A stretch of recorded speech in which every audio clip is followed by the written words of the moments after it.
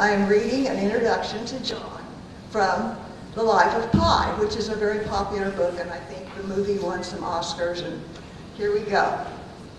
Let the trumpets bear, let the trumpets blare, let the drums roll, let the show begin. Ladies and gentlemen, boys and girls, hurry to your seats. Hurry, hurry, you don't want to be late. Sit down, open your eyes, open your hearts, and prepare to be amazed. Here it is, for your enjoyment and instruction, for your gratification and edification, the show you've been waiting for all your life. And here is John to bring you the work that he and his wife Brenda have put together. And the program that you have been waiting for all your life is called How to Discover a Knights of the Golden Circle treasure map in Wilson County. And here's John.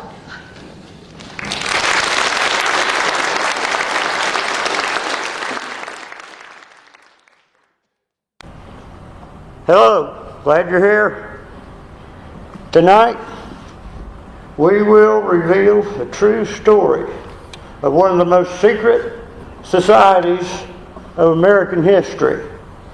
Through scientific research, we will separate it fact from fiction and tell the history of the Knights of the Golden Circle in Wilson County, Kansas. We'll also reveal to you their secret mapping system that provided their clandestine activities with communications, arms, money, shelter, and transportation.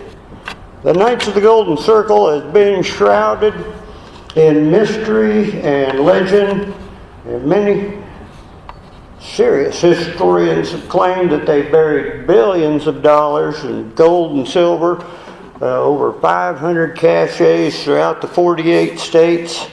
These caches would then fund the Second Civil War. And the Knights of the Golden Circle motto, "The South will rise again," would be fulfilled. It'll be somewhere between these legends of the Knights of the Golden Circle and our history in Wilson County, Kansas, that the truth will lie. Okay. There we go. The Knights of the Golden Circle originated in Lexington, Kentucky on the 4th day of July, 1854 by 5 gentlemen who came together on a call made by General George Bickley, the president of the American Legion Knights of the Golden Circle. Bickley, a former Virginian living in Cincinnati, the group, the Knights of the Golden Circle, was reputed to include prominent political figures and Confederate leaders, among them General Albert Pike, a high-ranking member of the Scottish Rite Temple. Although these operations had been formulated for some time, it was not until 1860 that they were known to the Southern populace by George W. Bickley, president of the United Knights of the Golden Circle. In a course of a 4-day convention of the Knights held in Raleigh, North Carolina, May 7th to 11th, Bickley stated his plans publicly.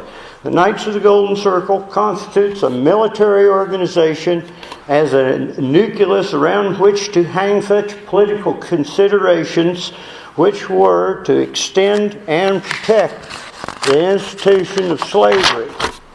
Bickley continued, "Fellow citizens, let us sum up and as Southern men reason together. The Knights of the Golden Circle is a Southern institution, the counteracting power of the immigrant aid societies of the North. It is a lawful company looking to the winning of the empire for the South." 5 months after Bickley's call in 1854, a call to action the Knights of the Golden Circle commander of Missouri, Senator David Atchison, was quick to meet this challenge.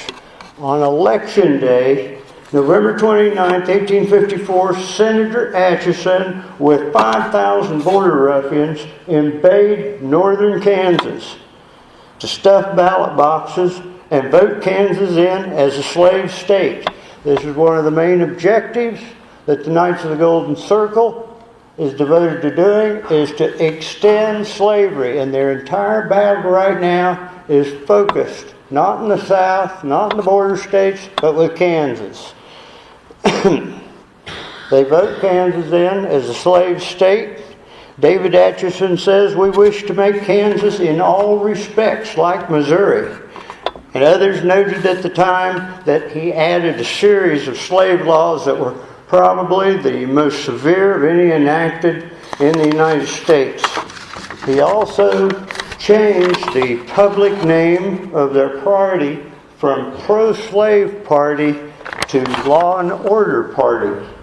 And the flag of the Law and Order Party simply read, "White Supremacy." I don't think. Okay. Needless to say, the Missourians had won a Kansas election, and the territorial governor, Reeder, fled for his life under the cover of darkness. Territorial Secretary Daniel Woodson becomes the temporary acting governor of the territory of Kansas, and on August 16, 1855, he enacts pro-slave legislation and creates 36 counties in southern Kansas owned by the Osage and Cherokee Indians and some Indians in the west. Territorial Secretary Daniel Woodson had been appointed by President Franklin Pierce previously. And under Lincoln, Secretary of State William H. Seward publicly accused President Franklin Pierce of being a member of the Knights of the Golden Circle. Pierce denied it, and their correspondence was entered into the Congressional Globe. Merlin Welch, in his book Border Warfare in Eastern Kansas, further explains the situation here. Welch states that in the summer of 1856, excuse me, I'm ahead one here. Can I go back one? I guess I'll be fine. Yeah. That a group of men under G.W. Jones came to Bourbon County with a colony of about 30 men from South Carolina, ostensibly for the purpose of making Kansas a slave state, but more probably for the purpose of taking claims. These men were charged with being members of Dark Lantern societies, or Blue Lodges, which were secret orders for acting together to drive out free state settlers. This colony was said to be under the auspices of the Southern Immigrant Aid Society, which was organized for the purpose of furnishing arms, money, and transportation to pro-slave men who were willing to come to Kansas to help make it a slave state.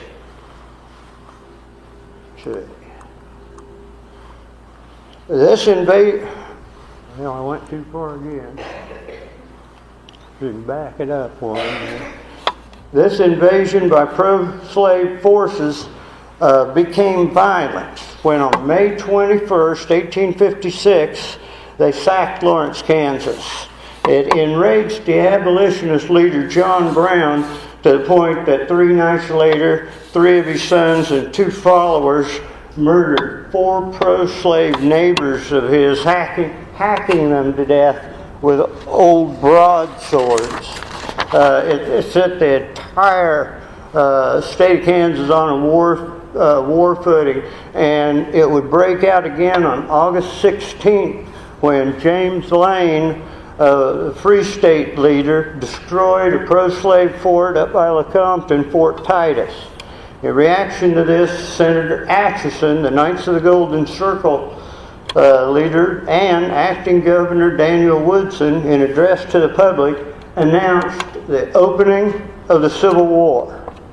And on August 13, 1856, pro-slave forces destroyed Osawatomie, Kansas, and killed John Brown's son Frederick.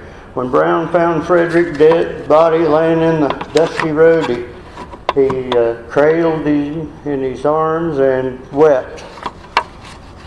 The Civil War in northern Kansas finally settled down by 1859 with three state forces under the grim chieftain James Lane, John Brown, James Montgomery, and Charles Jennison driving nearly every identifiable pro-slaver, bushwhacker, pro-southern man out of the northern part of the state. Many retreated back to Missouri, where they were residents. But for those who had come here looking for land, they swarmed down here into the southern counties that Daniel Woodson had established as pro-slave counties. Plus, it was, at the time, the Neosho Valley, the Verdigris Valley, and the Fall River Valley were considered the finest land available in the entire state. This created a new line between north and south. It wasn't just the Missouri border anymore. The line was running from Union north, south, below Burlington, Kansas. The line went from Burlington to Iola, went down the Neosho River to Humboldt, and then up northeast to Mound City. Mound City is James Montgomery's hometown. To this day, the high schoolers are the Jayhawkers. But just south of Mound City, across the Marmaton River, lays the pro-slave stronghold, Fort Scott. And this is the home of the Scottish Rite and the Knights of the Golden Circle. Now what this will be, I finally caught up with myself here. By 1861 and the start of the Civil War, the war in Kansas had shifted from the north to southeast Kansas, where Confederate forces were running all Union men and free state settlers. They're running them out of every single county, from Cherokee and Bourbon County, Labette County, Montgomery, and of course they'd already been run out of Greenwood, Elk, Woodson, and Wilson County. They weren't even let in here, but it was causing such an exodus of free state people. It said that up by Garnett and Iola and Mound City looked like refugee camps of everybody came in. Reverend Evan Jones is a Baptist minister that traveled with the Katua Cherokee. He was at Fort Row with them, and he writes to his superiors about what is going on right here. Here's what he says. For several years past, efforts have been made in various forms to extend the power of slavery among the Cherokee and other Indian tribes. It is in this work that have been engaged commissioners and superintendents of Indian affairs, Indian agents, emissaries of secret societies such as the Knights of the Golden Circle, members of the Blue Lodge, missionaries under the patronage of religious bodies, pro-slavery politicians, and their satellites hiring presses and pay of slave interests, together with the commissioners of the state of Arkansas and Texas. And so who is running this secret society that Reverend Evan Jones is talking about? It is the Confederate Commissioner of Indian Affairs, none other than General Albert Pike. General Pike is a brilliant author and poet, a lawyer from Arkansas. He's considered by the Scottish Rite masonry to be the greatest mason that ever lived in America. He was made Commissioner of Indian Affairs by the Confederacy, and he came to Kansas and Indian Territory to negotiate the joining of the Confederacy by all the Indian tribes, which nearly 90% of them did join. It caused them to renounce their U.S. citizenship, and almost every single tribe except the Creeks and the Cherokees that were forced to Fort Row and the Osage under Little Bear and Neosho were the only Indians that stayed with the Union. When he negotiated with the Indians, now they legally own these counties that you see here in yellow. That's Wilson County. You can see. And you can see at the bottom 2-3 tiers of counties, the Osage hunting grounds.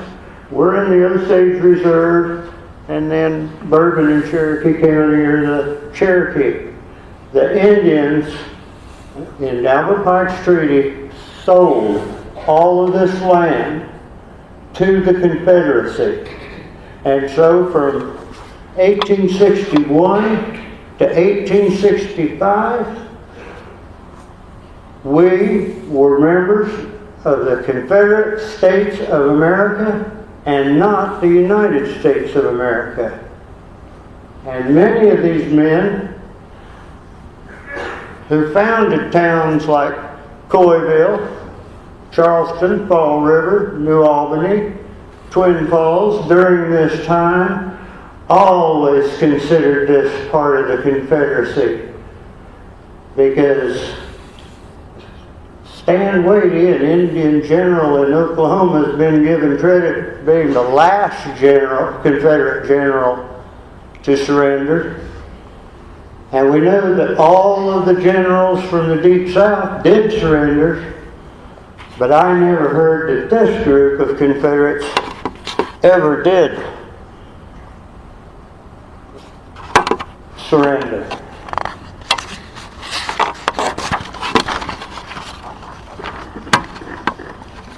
It was Albert Pike who attended the very first meeting that created the Knights of the Golden Circle. So what I'm saying here, this is not just an operation by the Confederate States of America. This is really a secret Knights of the Golden Circle operation to take over the southern part of the county. Pike became so famous as the head of the Knights of the Golden Circle with his successes in taking over southern Kansas, taking over all the Indian tribes, that he was given a Confederate commission and 2 Indian cavalry brigades, and he was a rising star in the Confederacy until the Battle of Pea Ridge, where his Indian cavalry regiments were on untrained horses, and the very first cannon fire of the Battle of Pea Ridge turned them into a blind panic, and the whole 1,000 of them fled the battlefield, hid behind trees, and watched the battle for the rest of the day. To make matters worse, Pike couldn't get them to come out, of course. They weren't used to cannon fire. What made matters worse was after the battle was over, the Indians went back out onto the field and scalped a number of dead Union soldiers. The press was there. They had a heyday with it. And we never hear from General Albert Pike in Civil War history again. But his organization really took off here in Oklahoma and Kansas. And when he was negotiating with these Indians, he was making them all Knights of the Golden Circle. He made Stan Wadian, the Cherokees, and all of the Boudnos and the Adares of the Creek Nations and so on. He made Ben McCullough and all the Texas Rangers Knights of the Golden Circle, and General Cooper. Of course, he'd done that earlier because Ben McCullough dies at Pea Ridge also. But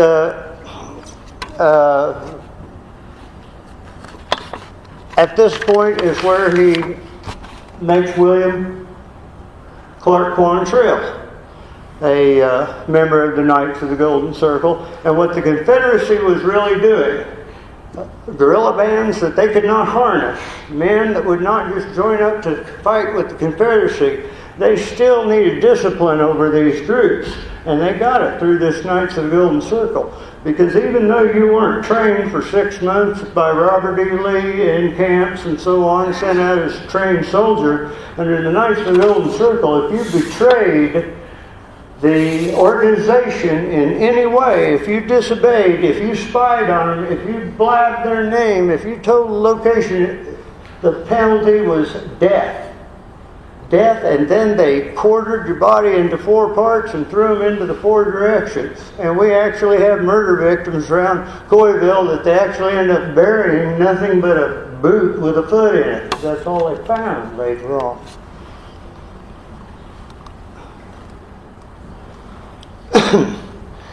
Pike and his organization got so powerful that it caught the attention of the military commander of southern Kansas, James G.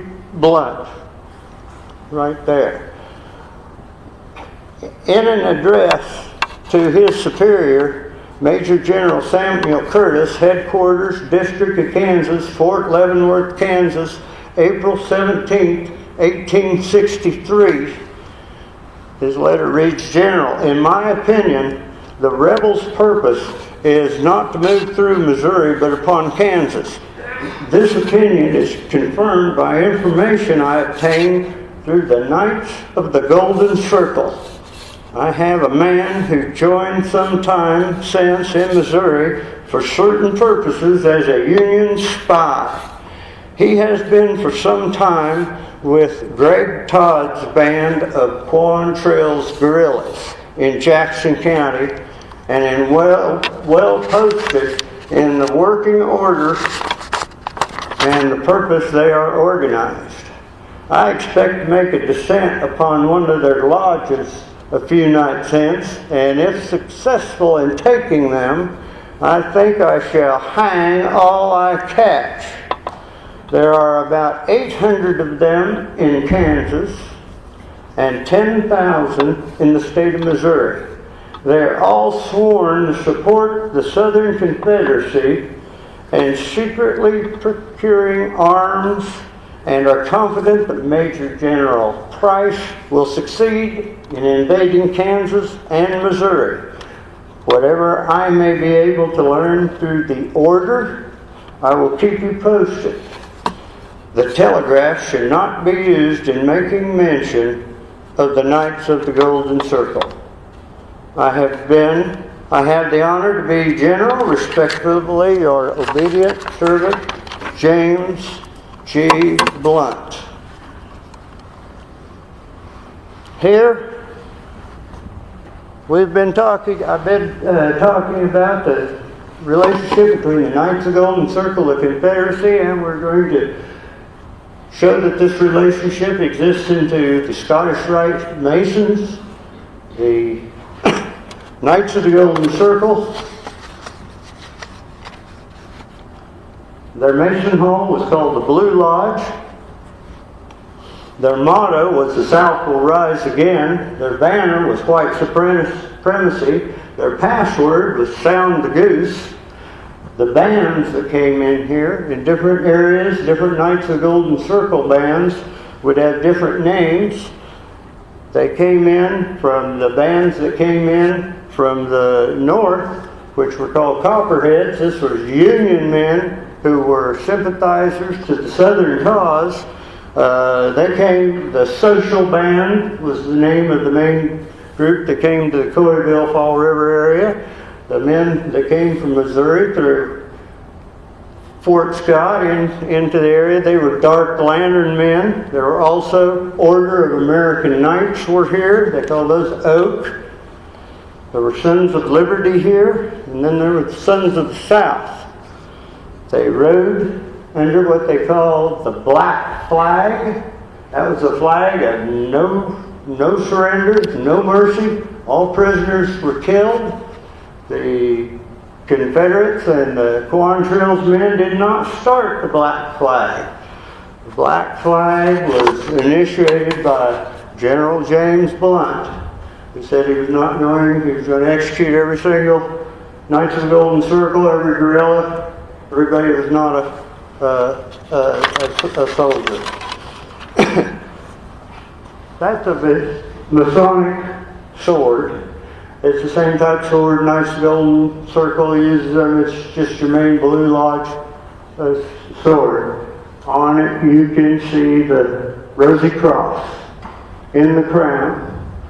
And then you can see that is the symbol of the Knights of the Golden Circle, who uses all the symbols of the Scottish Rite, Freemasonry, 33rd degree level. They had a 33rd degree level that was a militant arm of the Scottish Rite Freemasons. And all the great guerrilla leaders, all the great Confederates, the highest commander of the Knights of the Golden Circle at this time was Jefferson Davis himself, President of the Confederacy. So you can see that this is also totally a Confederate organization. The number 2 man under Jefferson Davis was Albert Pike. We're going to talk now about the Knights of the Golden Circle here in Wilson County. When Wilson County was part of the Confederacy. These guys got in here early.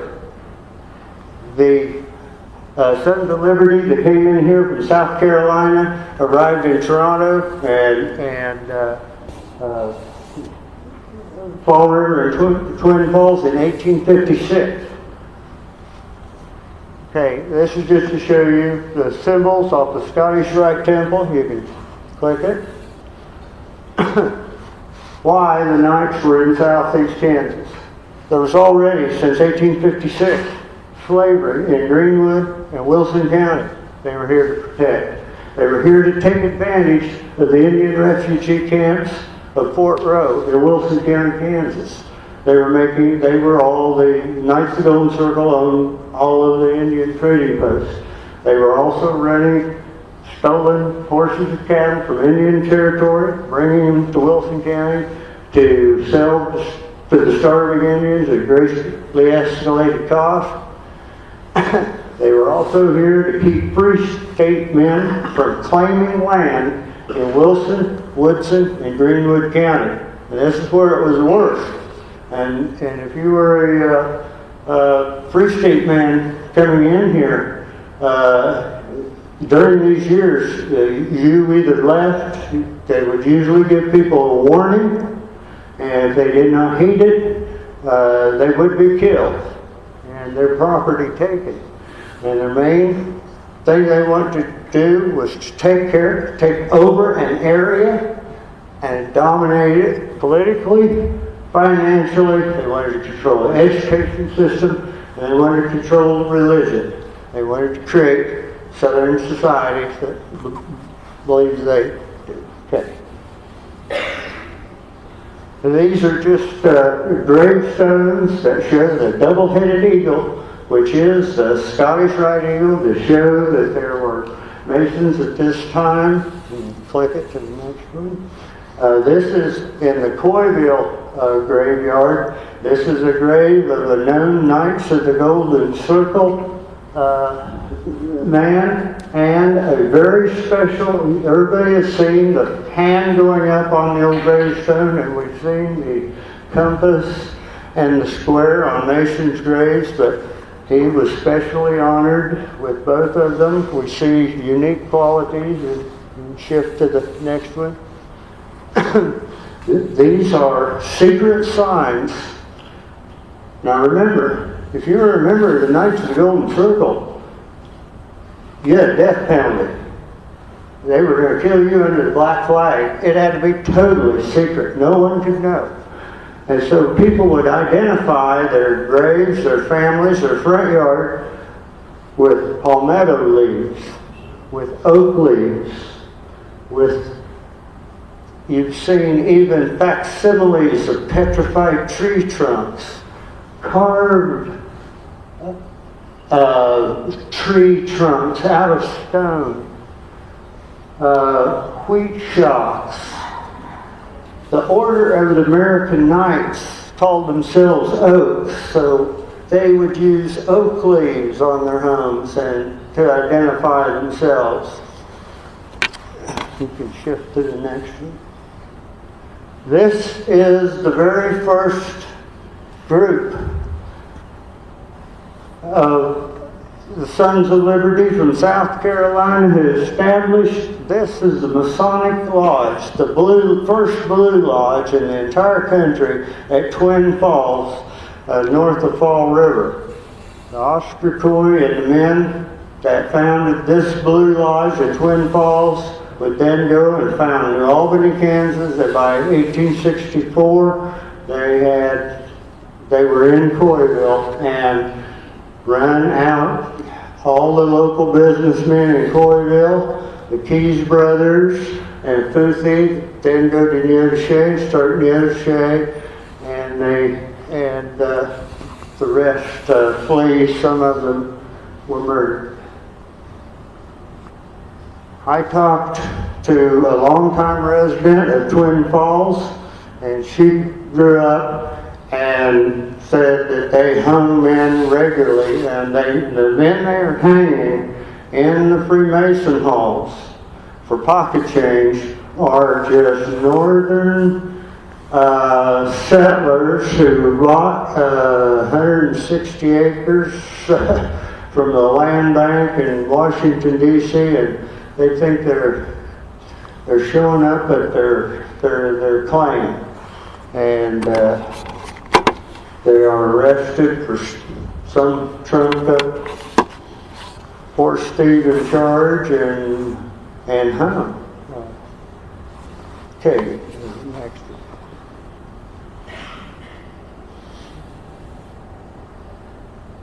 Oscar Coy is the head ringleader of the Knights of the Golden Circle here.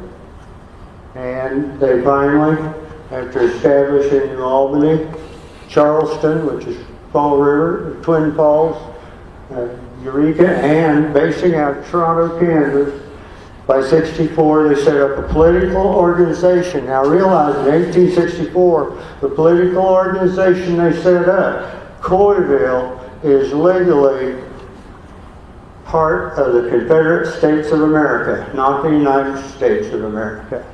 And so they set up a Confederate form of government, and they become the first judges and treasurers of Wilson County, and of course the first and not last hanging. The reason they call it the capital of Wilson County, it's a capital of the Confederacy in their minds.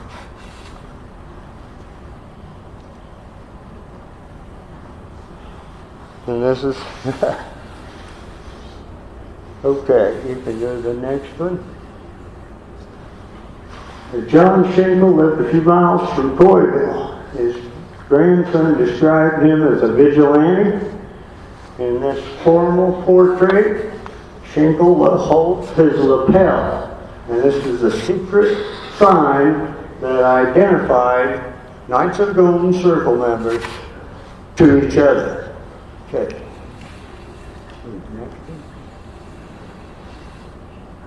This is a photograph of young Frank and Jesse James giving the Knights of the Golden Circle a sign. Next. This is Corn Trail guerrilla leader Bloody Bill Anderson giving the Knights of the Golden Circle sign. Yeah. the John Wilkes Booth giving the Knights of the Golden Circle sign. Okay. And this is a in regalia Knights of the Golden Circle, I think Eastern edition. So, yeah. The Knights of the Golden Circle maps. The main thing they say is we were here. Brenda and I researched 6 of the earliest Knights come into this, and what the numbers are. These are basically just years that they do appear on the maps, and we're going to call each area I talk about by a site number, because I'm not going to reveal any landowner places or so on, but we'll give you a rough area where it is. The first one, turn to the next one. The first one we're going to okay, this is how the map's set up and how you're going to find it. First of all, to your right, that is an actual off the internet map from the Knights of the Golden Circle. Now, when they wondered, what is the secret of the Knights of the Golden Circle? What's the real secret? How are they pulling this off? How can Jesse James run all over the place and these guys do this and nobody gets caught and everybody gets guns? The secret is the Mason's secret. In the middle, their emblem is G.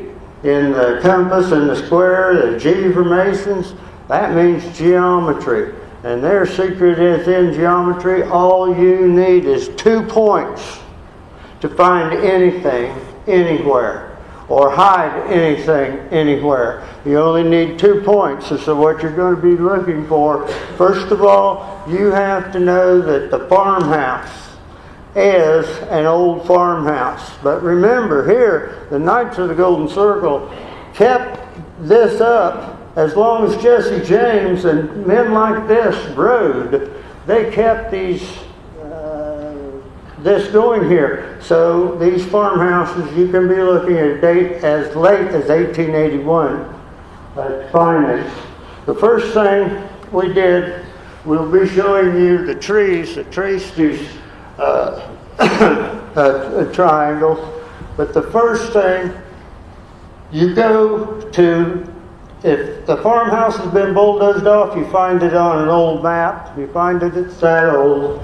And then you go 440 yards straight west of the far west edge of the yard of that farmhouse. And if you find a small, you can turn it to the next one, stone hut. Okay. You may have a Knights of the Golden Circle location. The first point is to find your farmhouse. And this is a picture of what one farmhouse, they're not going to look like much, they're just going to be ruined old foundations, if that. We had 4 sites that the farmhouse wasn't even there. We had to find it through old maps. And the site by Coyville has a new house on it. You can turn to the next one. From the farmhouse, when you locate the Knights of the Golden Circle members' farmhouse, you will go, the triangle will be made 440 yards straight west to what we call Point B. At Point B, you will find a unique tree we'll be showing you. The hideout will not be exactly at Point B. It'll be about 25 yards inside.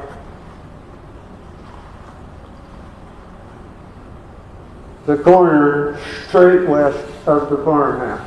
Okay. This is what a a Knights of the Golden Circle tree. And this one is right by the hideout. This is exactly 440 yards west of the farmhouse. And we have what we call twisted trees. Now what they wanted to do, they still wanted their maps camouflaged. So they would twist these trees. Generally, they will take 3 saplings they plant together. They twist them together. This one you can actually still, most of them, after 120 years, they've all grown together, so they just appear as one massive tree. But you can still see the gap between the 2 trees on the bottom and how they have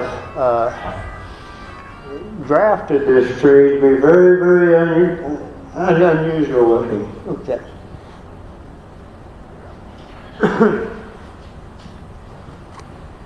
You'll find between these trees, we'll mark the lines, and you'll find between the trees, you'll find small rocks that are buried, and they'll look like little tombstones. Sometimes they'll be sticking straight up.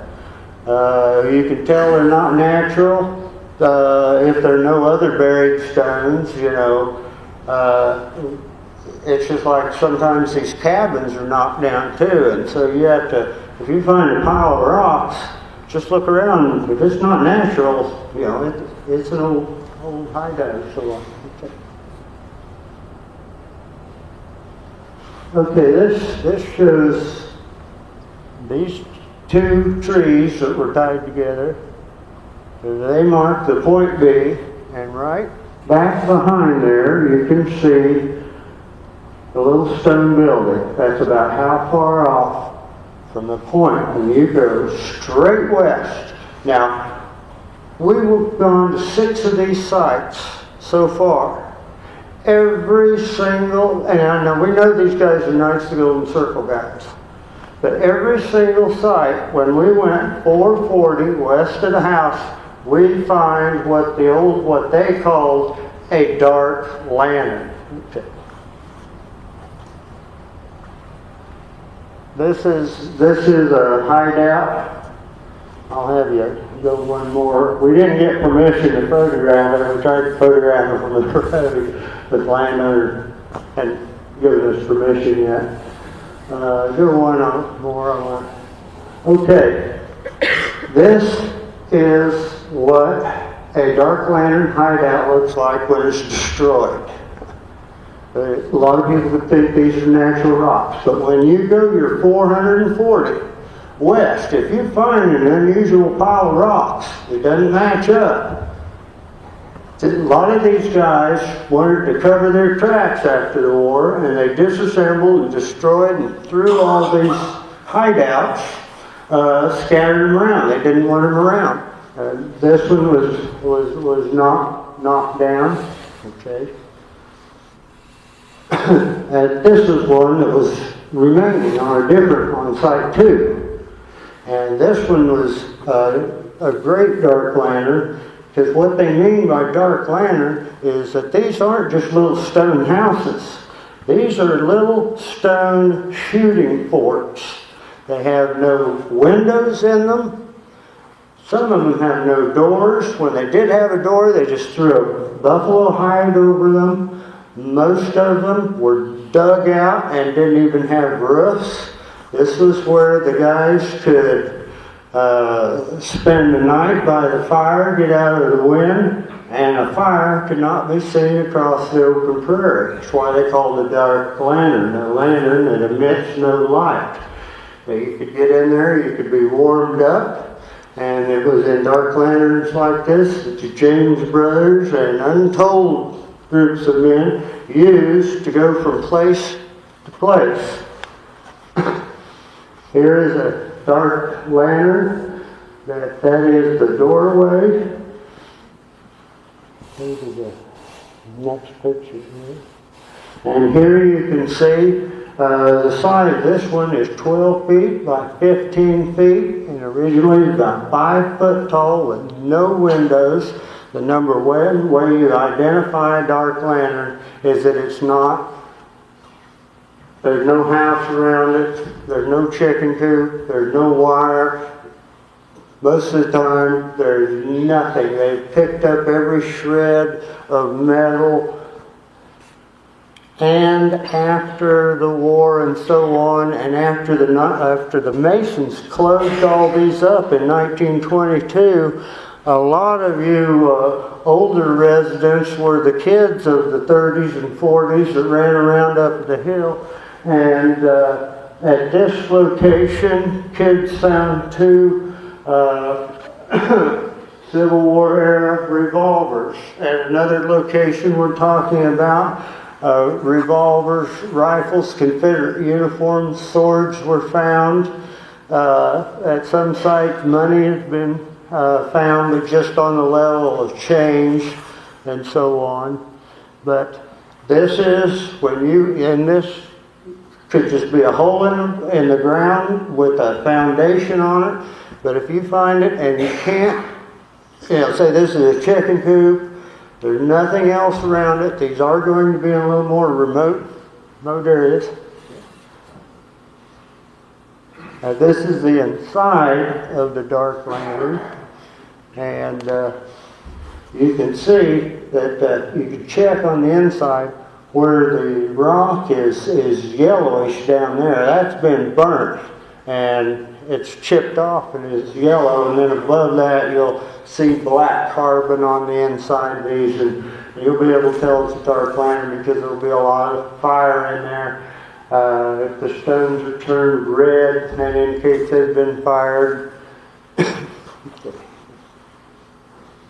This is all that's left of a very small dark lantern. This one was round. It set up on top of the hill and was basically just a place they could watch for the posse. And all the dark lanterns were used as defensive rockworks for shooting. And in fact, at one dark lantern, the Middletown dark lantern, there was a shootout there. The vigilantes killed two guys that just sold all their hogs in Humboldt for a sizable quantity of gold and so on. And these guys have been hiding out in the vigilantes' dark lantern. So there's been a lot of violence reported with them. Okay. This is a twisted tree. We didn't have permission to photograph on here, but this is a twisted tree. When you go by a Knights of the Golden Circle place, a lot of people who didn't have dark lanterns or weren't sheltering anybody would still put these trees down by their road to identify themselves as pro-Southern. It says Quantrill, spare me, I'm on your side. And so everybody, even in town, you go to Toronto, you'll see these trees, 130 years old in everybody's front yard. You'll see these trees everywhere. You'll see these trees in Fredonia, Yates Center, Eureka, and Yoshea, everywhere throughout southeast Kansas. But I'll tell you what, you won't find these trees in Lawrence or Osawatomie. And another thing to remember, that size of trees has nothing to do with the age of that tree. We look at a little old tree like that and we think it can't be 15, 20 years old. It'd be 150 years old. Brenda was pointing out that the Park Service, some of their oldest trees, almost 400 years old, only that big around. And so we have a lot of trees that we know that old. When you damage them by twisting them or grafting them or so on, you stunt their growth. Plus, we're growing them in remote rocky areas where the soil is bad. So don't let it fool you. Some of these trees look like they're only 15 years old. They're 130 years old. Yeah. Okay, and now point C. This is a right triangle. It is 440 from point A, the farmhouse, to the Black Lantern hideout. And it is an equal side down to point C. Point C is how you find the entrance. Okay, you can go to the next one. These are 3 trees. It's what these little grafted trees can look like today. And when you start going down one of these 440 lines, you'll go from trees, groups of trees like this, trees twisted together, trees deformed, and they will be confusing because they camouflage them. They would graft and deform and tie together trees all over the place. And if you didn't know and didn't have a compass and didn't know about these triangles, you wouldn't know the right tree to go to. And someone would say, oh, these are Knights of the Golden Circle. But they don't know the Knights of the Golden Circle trick, which was this triangle. These trees don't make any sense to you. This C is the entrance point. These trees were right by the old road at the time. The C will always hit a road, because this is where they entered it. Okay. In fact, point C, when we measured it out on this place, they still have a gate to go to the hideout. The reason was most of these guys did not want known Confederates, known soldiers, known outlaws showing up at their farmhouse. If you had someone like that show up at your farmhouse, you'd get your whole family killed, wiped out, like Jennison and his Jayhawkers. So as the Knights of the Golden Circle, all the man had to do when he came in was find the farmhouse, ride around the section. He could mark off his 660 yards, find point C, and then all he had to do was ride straight east and he'd find the hideout in the dead of night. Also at these hideouts, this is why, first of all, when you find your hideout, the main 3 things they were doing with these hideouts was keep all the rebels that were on the run and moving in money, in guns, in horses, and then you had some food and shelter for the night. But this is where they kind of made a mistake, I think, in the Jesse James treasure stories. They have the bottle of coins that were buried to pay a sentinel to watch something. We believe that the coins that have been found around here are being left if you needed money. You know, you could get money there. The guns that the kids and treasure hunters have pulled out of the rocks and so on, these are the armed caches that they had around these. So, you know, you could actually arm yourself, and they would have, you knew that in this pasture you were allowed to take a horse, you were in a Knights of the Golden Circle area. Okay.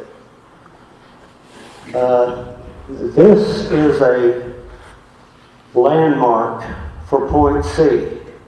Now, first of all, you can see these guys are masters at concealing their signs. And see how this little manufactured concrete marker blends in with it. They even put little ripples on top of the marker to imitate the grass. And you virtually can't see it when you're there. It's what they've done with gridding these 20-acre maps with trees. They have made a treasure sign so big that you don't see the forest for the trees. And these treasure signs aren't going to be little like they're all telling us. That they're little carvings and drawings and snakes pointing this way and pointing this way and so on. We'll be showing you more how to use these in just a bit. Okay. This is another point C, and it is on an existing road, and we actually have the old entryway that goes into this. This is up around Middletown. So every point C, if you walk this out and go to your hideout, and then you go straight south, 440, and you hit a road, you'll know you're on a Knights of the Golden Circle. So original purpose of the maps is simply to let somebody he knows by riding by your farmhouse and seeing twisted trees along your hedgerow that you're in Knights of the Golden Circle. He knows all he has to do from the farmhouse is to ride around the section 620 yards and then go straight east 440, and he's at a Knights of the Golden Circle hideout where he can flip a rock under the floor and get some coins out of a mason jar or some rifles stuck under the, and definitely have a place to hide out for the night. Okay, Wayne. Here is what a twisted tree looks like after 150 years.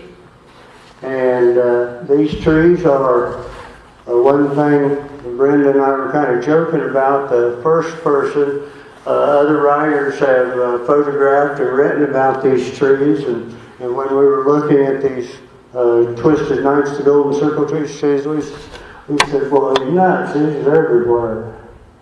And they are around here. This one is just on our property. And they are, I'll let you go to the next one. Now these are very simple, just two trees twisted around each other. You can see these trees, and this is a good example to see that size doesn't make any difference on how old they are, but that's the same tree. One side it's very, very small. But anytime trees do not twist around each other naturally. So anytime you find this type of twisting, and you'll find these trees in a row, and not only will find, sometimes they will not be twisted, and you'll just find 5 or 6 trees in a row. You'll also find trees in clumps that will mark these lines. See, they're marking the actual triangle of this 440, 446, 60 triangle with these trees. Every 50, 80 yards you go, you're going to find a clump or a row of trees. You can find rows of rocks buried in the ground too. And the clumps of trees come in groups of 3, 5s, and 7s. The Masons like that. That's a favorite number. And we found out that the steps of the Scottish Rite in Wichita, it's 3 steps. The second landing is 5 steps. And the third landing is 7 steps. This is on Masonic stuff, so these are numbers to watch out with the Masons. This is a twisted tree that the middle tree is rotted out of, and they knew how to graft and mutilate trees to cause these growths. Sometimes if you find a line of trees that have these types of growths on there, they've been made by man, even though all these things occur naturally. They're reproducing things that happen naturally in nature to camouflage them too. And you'd think a lot of this is natural if you didn't have the map to walk down and find out they're all on the same grid. This clump of twisted trees, this is a halfway point. When you're marking these off and you want to make sure, I'm not just imagining things, this is on a 440, but this was found exactly halfway, 220 yards, and so you can tell, when you're halfway, you'll find special trees there. You'll also find, and we think they do a lot of this stuff to camouflage, you'll find diamond-shaped rocks on the ground. You'll find rocks that are shaped like boots. You'll find most of them are rocks imitating the diamond shape of the Masons. Okay. This is just 3. This was at Site B. These are created trees, and you'll see a lot of times there'll be deformities from being messed with, and a lot of trees that go up and then for no apparent reason branch off unusual. Okay. And then again, to show you, we've all seen trees like this. This is just where the third tree rotted out of the middle after they twist them up. And a lot of these trees, after 100 years, 3 trees twisted can look like one tree, but you can actually see the seam in the bark coming down and the twist in it. In normal trees, it's just plain bark. There aren't seams in bark. Okay. Now this is the best example we have of where they actually grafted. The Knights of the Golden Circle, you know, these were timbermen in here. They were master tree grafters. And this is actually what we call it. It's kind of a doorway tree. This isn't one tree twisted together. These are 2 individual trees, 2 different root systems that they grafted one limb to both trees.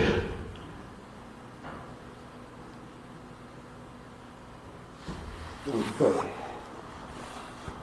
So this is another one where this was on a corner of a triangular map, and this one was grafted also. This was a halfway bark. This is marked stone that was buried, and it has striation marks on it. These marks represent yardage.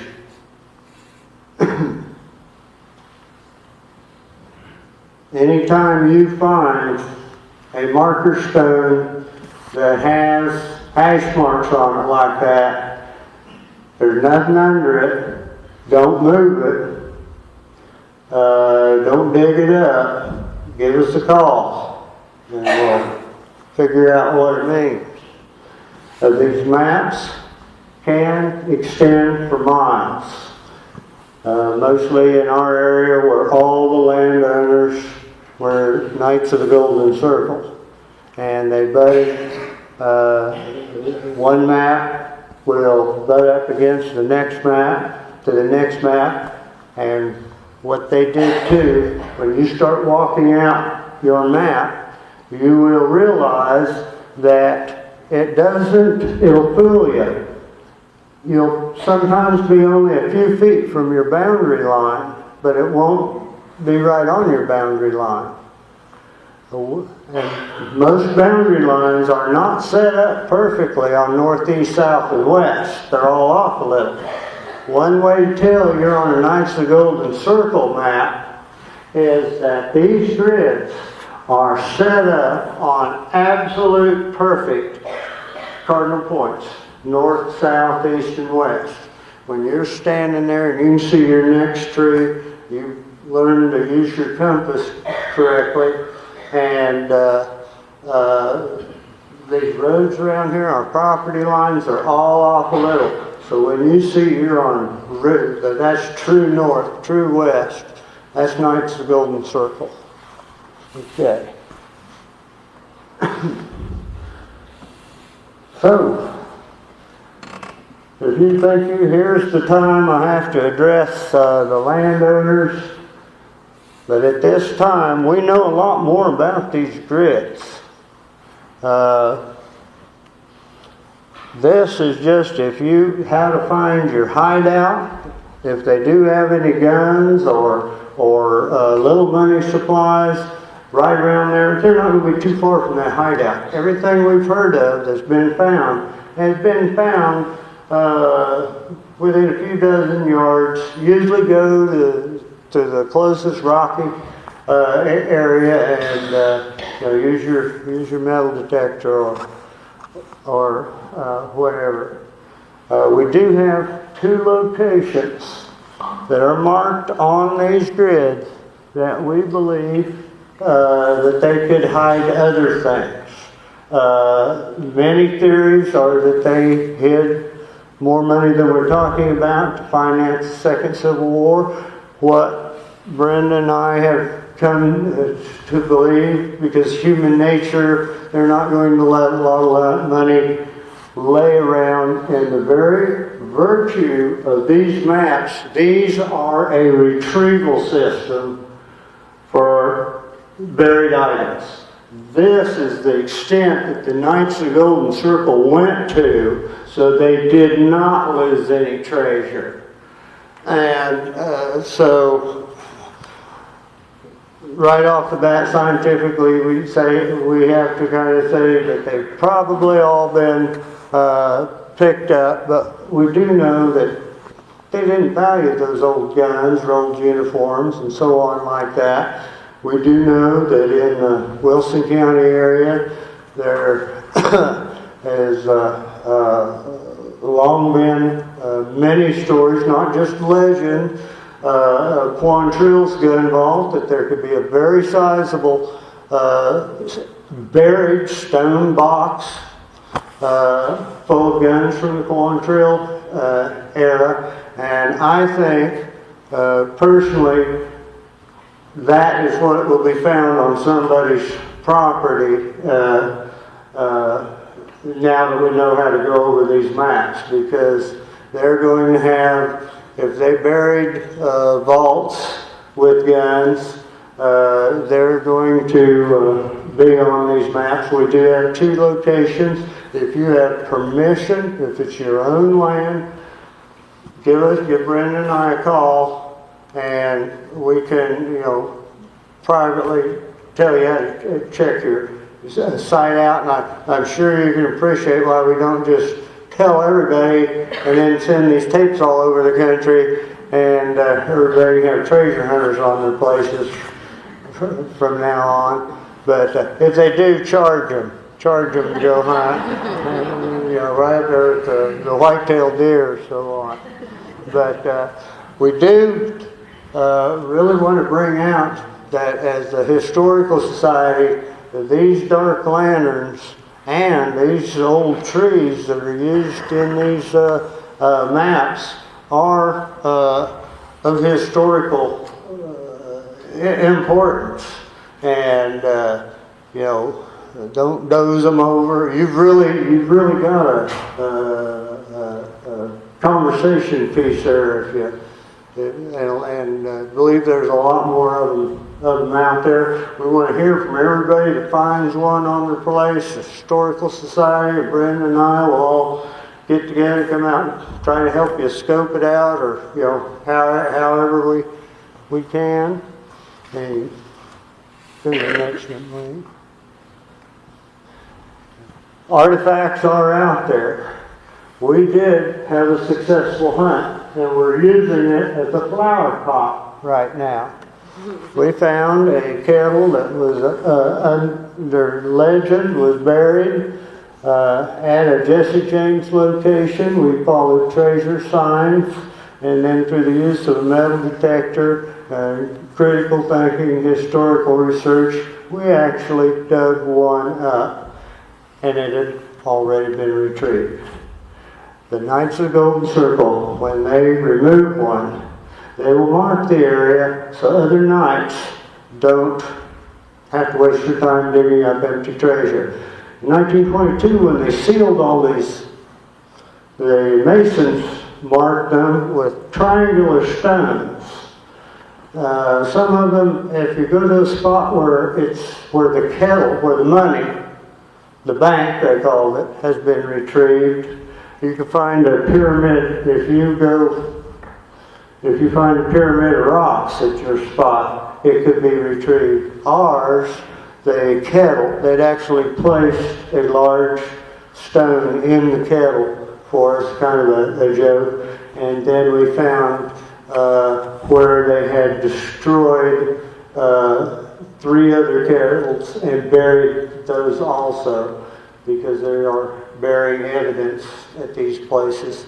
We found out everything's temporary. These are not going to be that deep. The one we dug up was, the top of it was only not quite 2 feet deep. So they're only buried at modern metal detectors can find them easily. Okay. And I want to especially thank Emma Kreitz and Joanne Richardson and Wilson County Historical Society. I want to thank Christine Valentine and Wayne and Carol Circulum, Roger and Lawrence and Kaylee took us out. We wanted to thank them. We wanted to thank all the Wilson County landowners who led us on these places and photographed them. The Kansas Humanities Council is funding this, and I mainly want to thank my wife Brenda. She put the whole slideshow, because without the slideshow this wouldn't have made any sense at all. And she is the one who figured out the map for the Knights of the Golden Circle. I was still looking at trees when she said, "John, go 440 yards straight west and tell me what you found." There was something there, and we have based all this not on just treasure hunting, or we've really based this on pure scientific, historical research, critical thinking. We believe that the history buffs want to know the true story, and treasure hunters want more accurate information so they can actually know, more about what they're doing out there. At this time, it's late. Don't think you have to take off or stay, and we can have a little question and answer period. And thanks for coming. Appreciate it.